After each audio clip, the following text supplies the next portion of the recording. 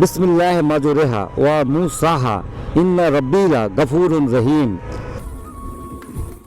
আচ্ছা, আমি তো আজকে বাইক রাইড করার সময় দৌড়ছিলাম, কিন্তু দোয়াটা তো পড়ি নাই। আমি সবসময় এই দোয়াটা পড়ি, আর এই দোয়াটা আমি শিখছি হইলো আমি যখন ছোটো ছিলাম তখন। আসলে আপনারা কে কে পাইছেন জানি না, সিএনজি না, আমাদের ওই সময় বেবি ছিল, বেবি বুটবুট বুটবুট বুটবুট বুটবুট জাপানি যে বেবি আছে না, ওই বেবিগুলো ছিল।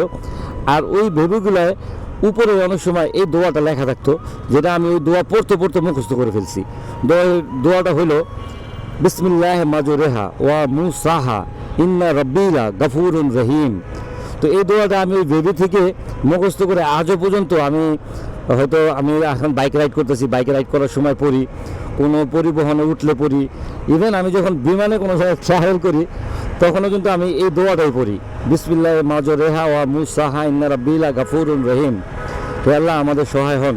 তো আমি এই দোয়াটা সবসময় পড়ি, আপনারা এই দোয়াটা শিখে নেবেন। আপনারাও যখন গাড়িতে পরিবহনে যে কোনো পরিবহনে উঠবেন তখন এই দোয়াটা পড়ে উঠবেন, ইনশাল্লাহ আল্লাহ আমাদের সহায় হবেন ইনশাল্লাহ।